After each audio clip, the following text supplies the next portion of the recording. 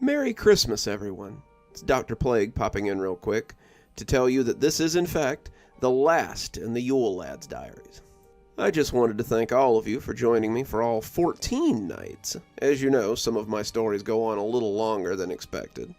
I'm so appreciative that you've made me a part of your family and a part of your household during the holidays, and I hope you'll continue to do so in the new year. Alright, without further ado, here's the Yule Lads' diaries. Part 14. Enjoy!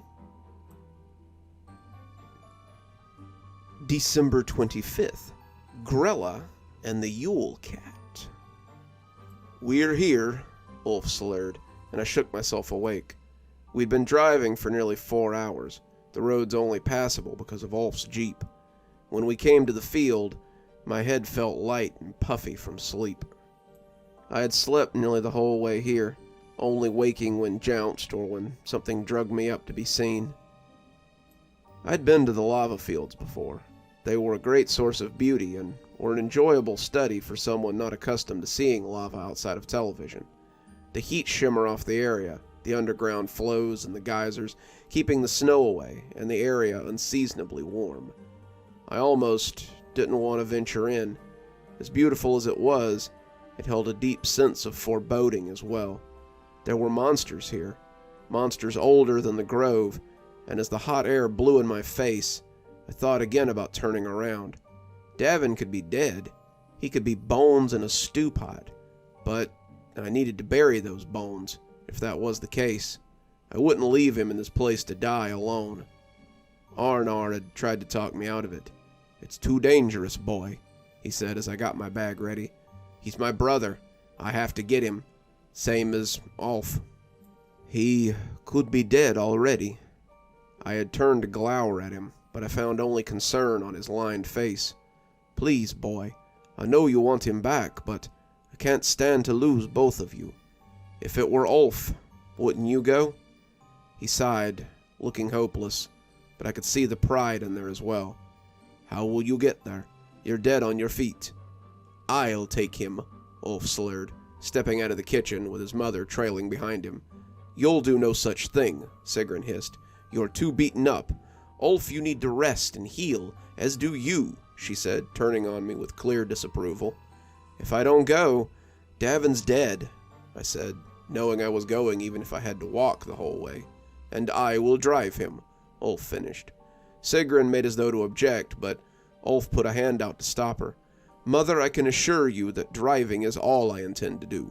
I wouldn't set foot in back that place if it meant all 3 of your lives." He looked over at me, and I saw shame and pity written loud across his face. "Sorry, Frady. I want to go there with you. I want to prove that I'm worthy to stand in battle with you. But I can't go back to that place. If you had been there in Grella's home, the Yule Cat glaring his fiery eyes at you, and the lads constantly terrorizing you, the smell of cooking meat and a constant wafting fog, you wouldn't go either. I spent the day with them, but they will haunt my nights for the rest of my life. This is all I can do for you, and this is all I can give to you." He handed me the axe, the one I had dropped on the ground as I ran for the longhouse. I tried to refuse it, but he shook his head and pressed it into my hand. "Gorl once used it to fight against the Fae. Maybe it will help you when you see the horrors I was subjected to." I thanked him, but he shook his head, wishing he could do more. Sigrun packed us a lunch. Arnar brought me a backpack with some basic supplies in it. Ropes and lanterns, a first aid kit, some iron nails, and a bag of iron shavings he'd collected from his shop. He thought maybe they could help, given Fairy's hatred of iron, and I strapped the axe to the bag as I prepared to go. Grendel yowled pitifully as he came shakily out, clearly wanting to go too, but I couldn't possibly take the cat with me in his current state. "Stay with Sigrun," I told him, stroking the poor cat as he tried to take agonizing step after agonizing step. "I'll bring him back. I promise." He looked at me nakedly, Sigrun picking him up gently as she cradled him close. We had left then, my eyes slipping shut, before the Jeep even got on the road. Now, here I was, standing in the balmy air of the lava fields, preparing to head into the den of Grella, the Yule lads, and the Yule cat. Strangely, I wasn't as nervous as I should have been. If I'm not back in a few hours, go home, Ulf. If I can't get him out before nightfall, assume I'm dead. Ulf shook his head. I'll stay the night, at the very least. I hope to see you coming over that ridge before it gets good and dark, though. He hugged me then, not something he often did, and when he let go, I saw him think hard about going with me again. He seemed to want to be by my side, but his feet stopped working about 3 steps from the Jeep. I couldn't imagine what he had suffered at the hands of the lads and their ilk, but I supposed I wouldn't have as hard a time imagining it after a few minutes. I thumped his shoulder and left, neither of us saying that we doubted we'd ever see each other again. I hiked through the basin for about an hour before I found the cave. The fields aren't hard to navigate, not really. You avoid the lava flows, you watch your step for vents or other pitfalls, and you keep your eyes peeled for caves. The place was supposed to be connected to Iceland's infernal regions. After spending some time here, I could see why the earlier inhabitants had believed so. The place was stifling, the caves and crevices looking like some great evil force had warped them, and as the vents belched scalding air that you could get third-degree burns from, I felt certain that nothing could live here. When I saw the massive footprint in the rock, I knew that something must. The cave had been easy to find after I found the first footprint.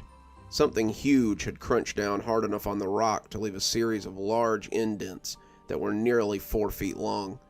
I didn't really want to meet whatever had made those tracks, but I knew they were most likely to belong to the thing I was looking for. I had to find a way over 2 lava flows, something the makers of these prints didn't seem to have a problem with. But eventually, I came to the mouth of an ugly old cave that seemed to go straight down. It gaped like an angry mouth as it hung open in the earth. Whatever lived here also didn't seem to have a problem with the drop. I tossed a rock into the gaping passage, and I counted to 8 before I heard it hit the ground. I was thankful for the rope, and as I secured one of the ring bolts to the ledge, I began to descend into the darkness. I had gone down about 20 feet when I realized I could smell something that permeated the air. It smelled like roasting meat, and it was not very pleasant in its consistency. I could see, too.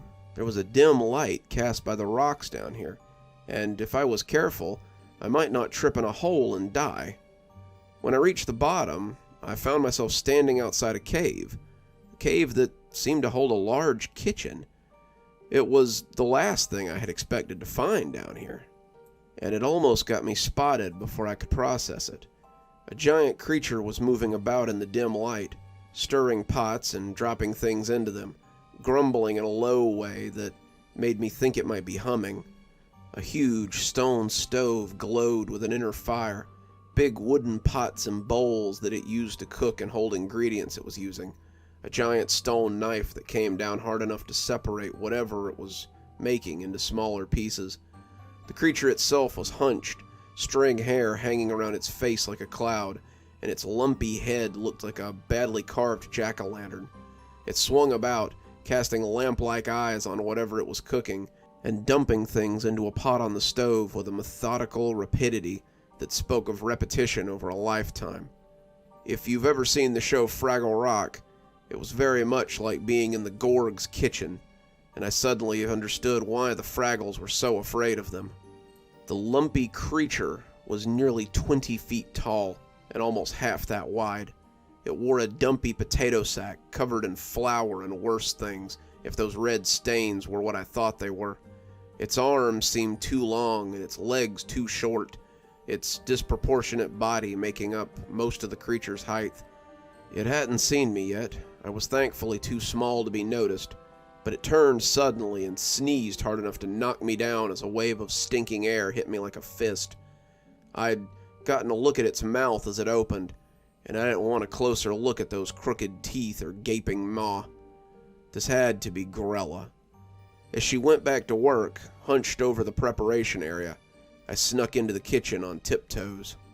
Keeping the table between us, I slunk along the stony surface and made my way to the opposite opening. Her chopping sent vibrations through the stone, and it sounded like she was breaking rocks rather than cutting food. I was aware of another sound, a crunching, splattery sound that I couldn't quite understand until it was thrust into my face. I was hunkered beside the table in the middle of the kitchen, waiting for the perfect time to run, when the knife swung up and tossed something back at me. It smacked me in the face, and as I staggered back, I had to slap a hand over my mouth to stop from shouting in surprise. The lamplight eyes came back as my feet scuffed the stone, and I threw myself behind the table as those eyes fell on the spot where I had been. I was glad for the hand over my mouth when I came face to face with the object, because if I hadn't, I would have been unable to stop myself from screaming. It was a finger. I stood frozen for a few seconds as I processed the information. She was carving up bodies. Not just bodies. Children's bodies, I had no doubt. Hadn't Candle Stealer told me as much? Hadn't he said that she preferred children? Hell, she preferred babies by his words. She was making a stew, and the smell in the air that filled my nostrils as I drifted amongst the smoke on my way down made me nauseous. I had to lock my fingers to stop from vomiting, and the halt in progress probably saved my life. Another set of thunderous footsteps shook the counter as a large creature of similar origin came lumbering through the doorway, the very one that I had been making for. It yelled at her in that strange guttural way that the lad spoke, and she shouted back in kind. I peeked around the edge of the table, watching as she brandished the stone knife at him and pointed back the way he had come. He blustered at her, but she was having none of it.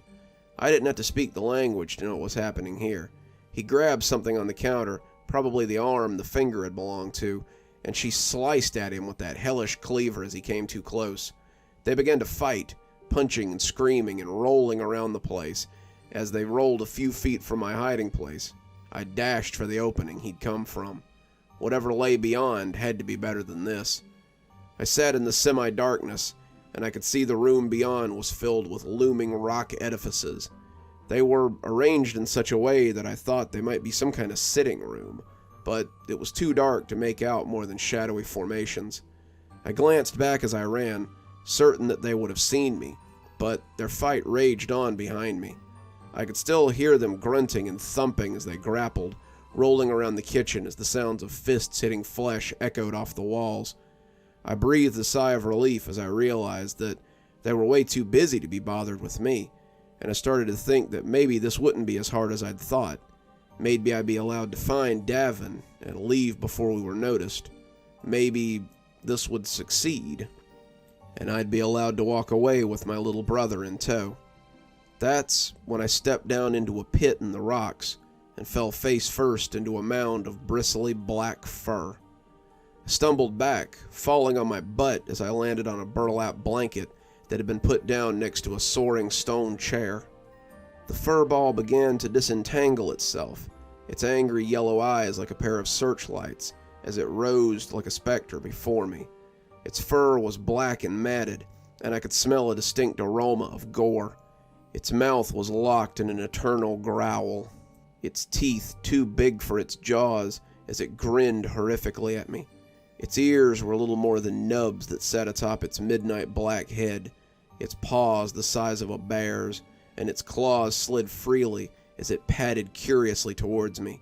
It yowled in its throat, a sound like a sick emergency siren, and it seemed to be rising into a throaty explosion of sound and fury as its curiosity became anger. As I watched him rise up, I realized I knew him. How could I not? He was almost as well known as the lads themselves. Sigrun had sewn samplers of him hanging over her fireplace.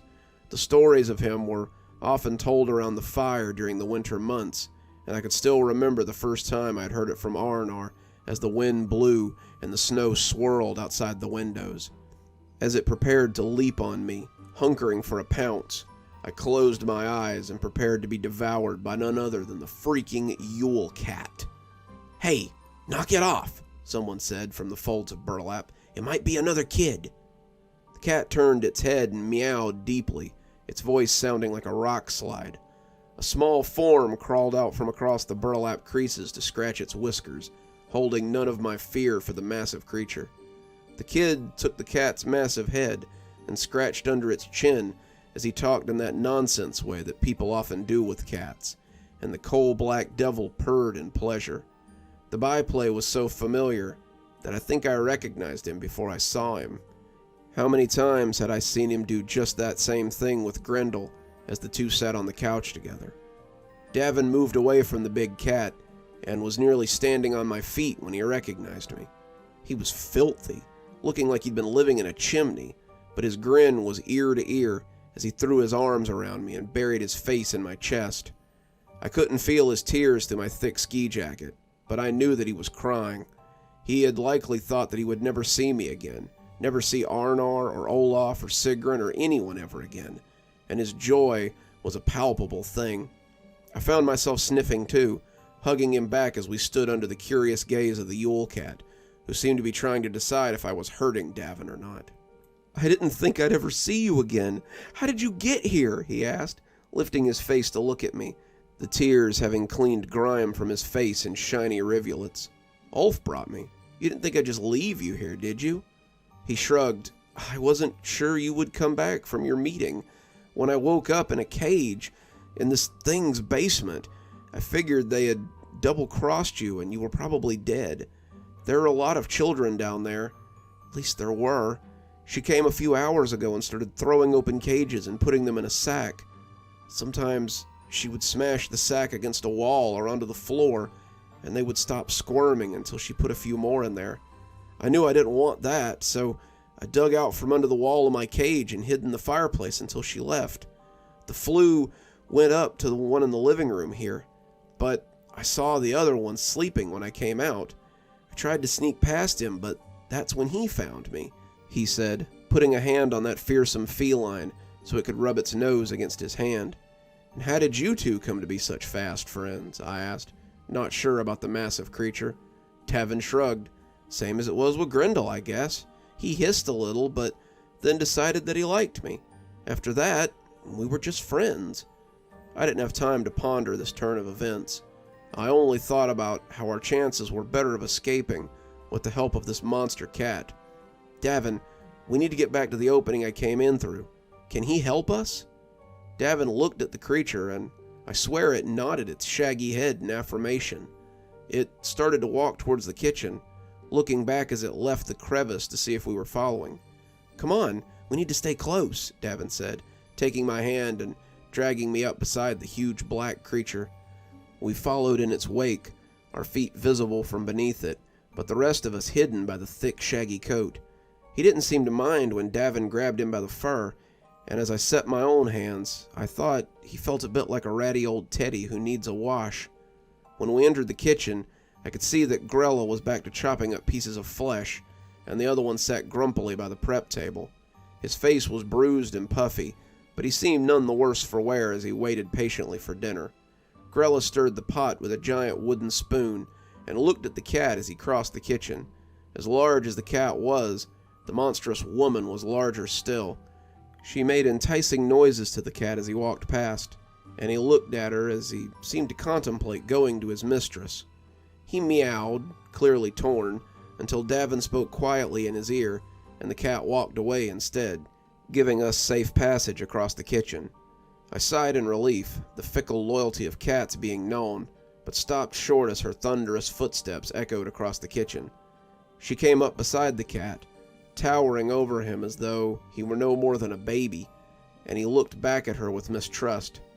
She brought a hand down under his middle, the cat looking back as she lifted him into her arms, and I could hear her cooing to the fell cat as she stroked him.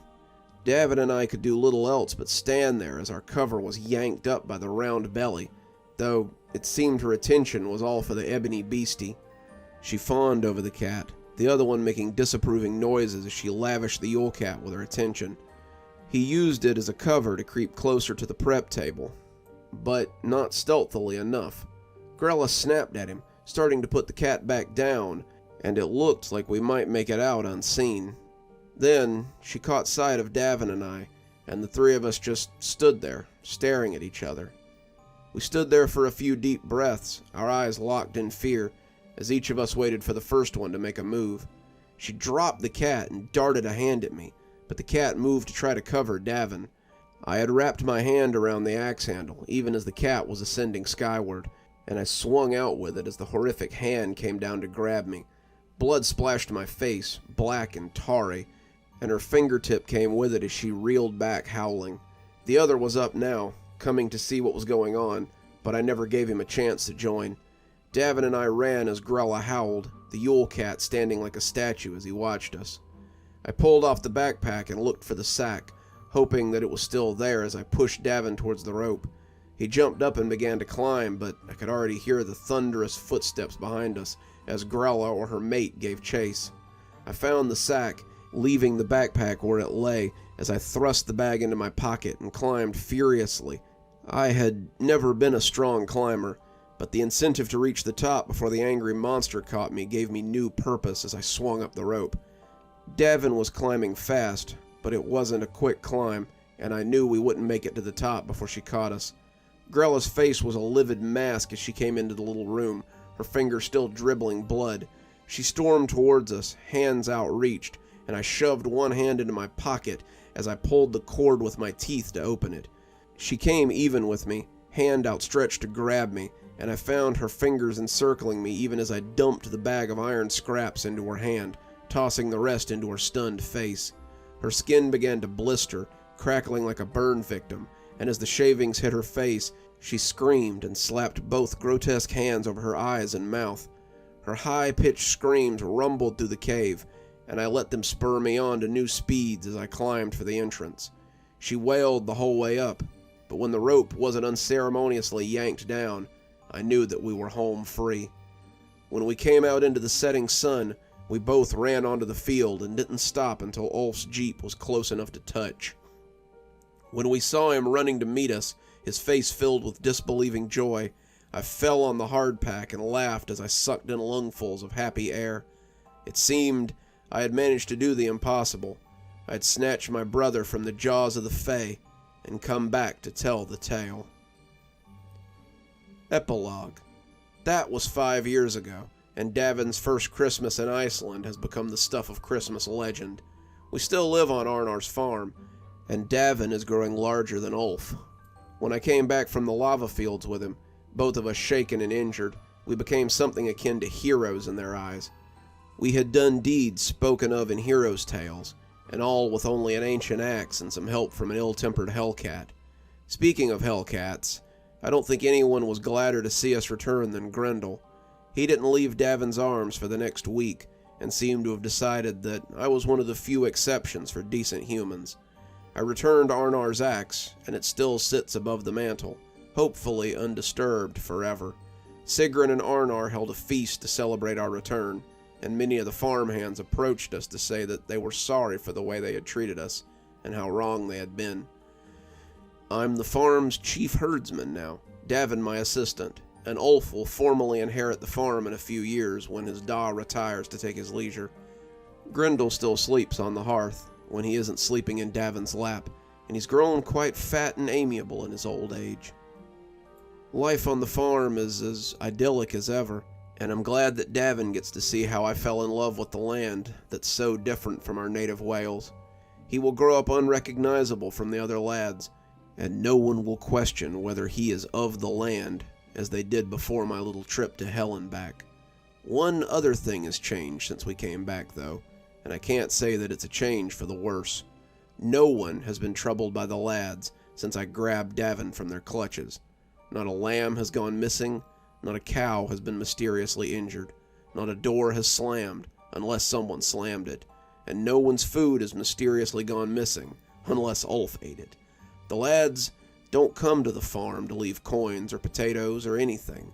I think they know that this is not their place, and they know well enough to stay away. And it's a fact that lets me sleep soundly when the days grow shorter and the nights seem to last for days. So if you come to this land expecting an easy life, think again. The winters are harsh and the going is tough, but the people are hardy and willing to be neighborly. Just remember, this land is old, and the things that live here are older still. This is not a land of Merry Christmases or festive holidays, though there is certainly cheer here. This is the land of Yule, a place that celebrates the old ways. And if you settle here, it's best to let the lads have their fun, lest you find yourself descending into hell to find what they may have stolen from you as well. Good evening, everyone. It's me, Dr. Plague. Thank you so much for joining me as I read the Yule Lads' Diaries. I hope that jolly old elf brought you everything you wanted for Christmas, because all I have to offer is the finale of this story. If you missed any of the Yule Lads' tales, don't worry. There's a whole playlist of them if you'd like to go back and listen, or if you'd just like to listen to some of your favorite segments again. I'll very likely be making a longer compilation as well. That way you can listen to it start to finish without any interruptions. Well, other than a few commercials, that is. If you think you'd like a little bit more holiday spooky, come on down and listen to my holiday playlist. There's 13 tales on there at the moment, which I think is more than enough for anyone's Christmas to be filled with horror. If you'd like a written copy of the book, come on down to Amazon in the link below and get your own copy of Fall Frights and Winter Chills, available on Amazon at the link. Before we go, let's go ahead and thank our patrons. Thanks to Janet for being our Spooky Skeleton tier contributor, and thanks to Xaronan, Emily Coltsfoot, Winter, Martha, Marianne Schuler, Jennifer Damron, and Tyler Parker for being our Ghostly Reader tier contributors. Thanks, everyone. We just couldn't do the show without you. And as always, thanks for stopping by. Dr. Plague, signing off. Have a wonderful evening, and a very Merry Christmas to you all.